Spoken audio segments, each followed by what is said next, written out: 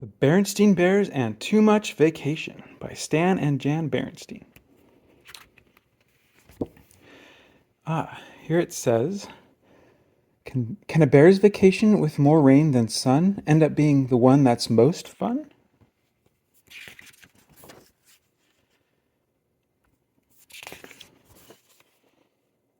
Well, that's everything, said Mama Bear, as she and Sister and Brother Bear held the car trunk lid so that Papa Bear could tie it down. Not quite, said Papa, running back into the treehouse. We almost forgot the camera, he said, when he reappeared. What good is a wonderful vacation without photographs to remember it by? Good thinking, Papa, said Brother. May I take some pictures when we get there? And how about me? Sister wanted to know. Of course you may, said Papa as they bundled into the car. We're all going to take pictures of the most wonderful vacation the Bear family has ever had.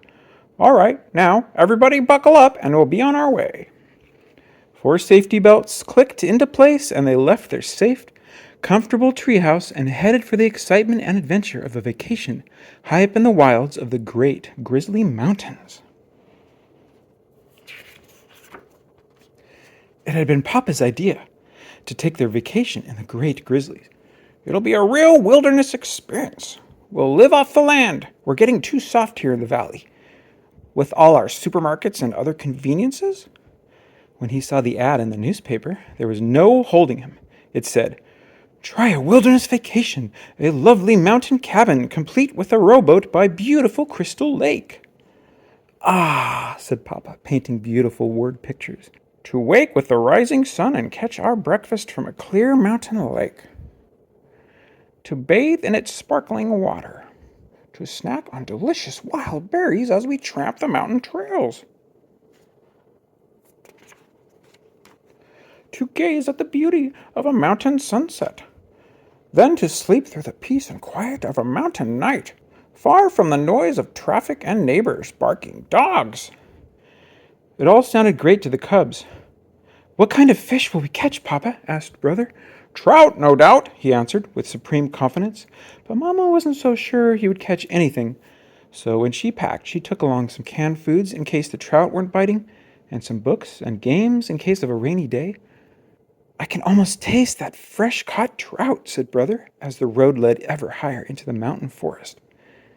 And I can almost taste those yummy wild berries, said Sister. And don't forget my terrific wilderness stew, said Papa as he turned onto an even steeper road. But we didn't bring things for stew, objected Mama. All we brought are some canned goods. Of course we didn't, laughed Papa. I'm talking about my special live-off-the-land survival stew. It's my secret recipe. I make it from bark, leaves, and roots that I find in the woods. When will we get there? Asked the cubs. Very soon. I can tell by the smell of that mountain air, said Papa, taking a deep breath. That's not mountain air, complained Brother, making a face. That's skunk. Said Papa, wrinkling his nose. A good time to start taking those pictures, thought Mama. Pew, said Papa. Click, said the camera. There's the cabin, shouted Sister as they rounded a bend. And there it was indeed, a mountain cabin beside a lake, complete with rowboat. Of course, it wasn't quite as they had pictured it from the ad. Crystal Lake looked more like mud soup. The lovely mountain cabin looked more like a tumble-down shack. There was a rowboat, all right, but it was half sunk in the lake. But Papa wasn't the least bit discouraged. He was more excited than ever. It's perfect, he shouted. The most perfect live-off-the-land vacation spot I've ever seen. Mama wasn't so sure. She noticed that there were no wires leading into the cabin, which meant there was no electricity. That's the last thing we need, scoffed Papa. What you need on a live-off-the-land vacation is plenty of can-do spirit and lots of forest smarts, and I've got enough of those for all of us. He took a cooking pot and a folding chair from the car trunk. Here, he said, making a seat for Mama. This is a vacation. You relax while I gather the fixing for my fabulous wilderness stew. And you two tidy up the cabin, he called to the cubs as he headed into the forest with the cooking pot. But Mama didn't expect to do much relaxing on this vacation, and she wasn't surprised to find that the cabin was an even worse mess inside than it was outside. There was an ankle-deep carpet of twigs, branches, and dead leaves on the floor, and it was practically a museum of spiderwebs, cocoons, and mouse nests. Time for another picture, thought Mama. Scurry, scurry went the mice. Click went the camera. What's this? Asked Sister as she cleaned the leaves out of the sink. That's a hand pump for water, answered Mama. Just what I need. It was Papa, back with his cooking pot full of orange-looking bark, leaves, and roots. A little water for my stew. He worked the handle. The pump gurgled and squeaked, and after a while began to squirt water. Rusty brown water. But he wasn't discouraged. Just what I need for my stew, he said cheerfully. Ready-made gravy. He carried the pot outside, where he'd prepared a cooking fire. It was very exciting for the cubs. But Mama wasn't so sure, so she made a fire in the fireplace and warmed up a supper of canned beans and dried honeycomb.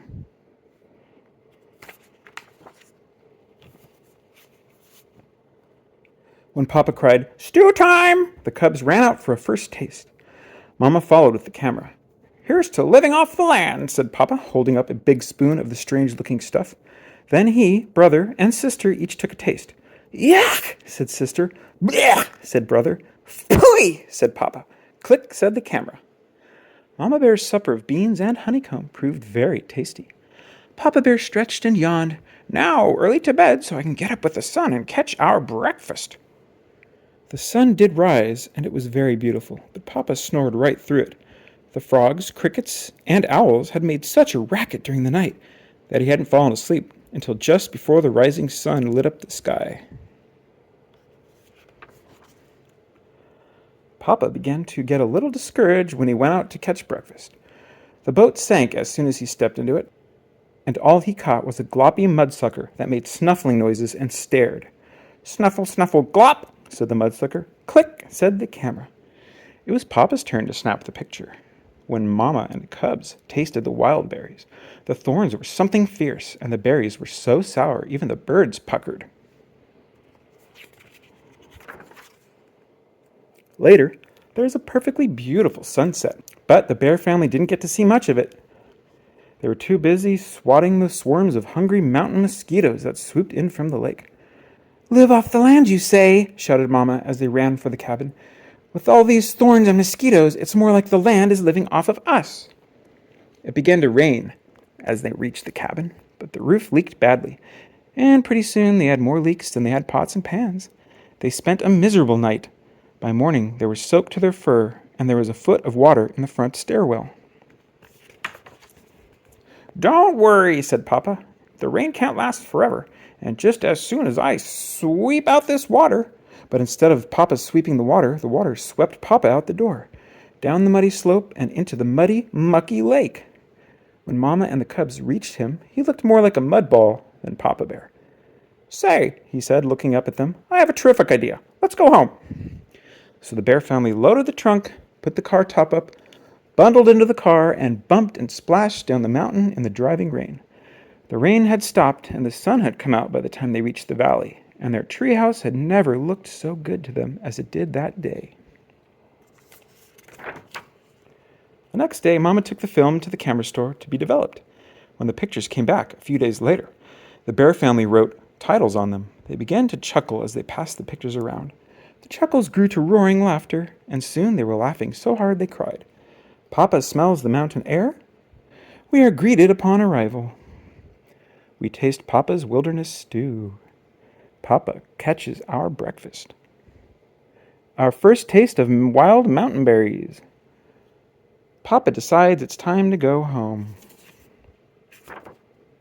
And every so often, through the years, they take out those pictures and have an absolutely wonderful time enjoying the worst vacation the bear family ever had. The end.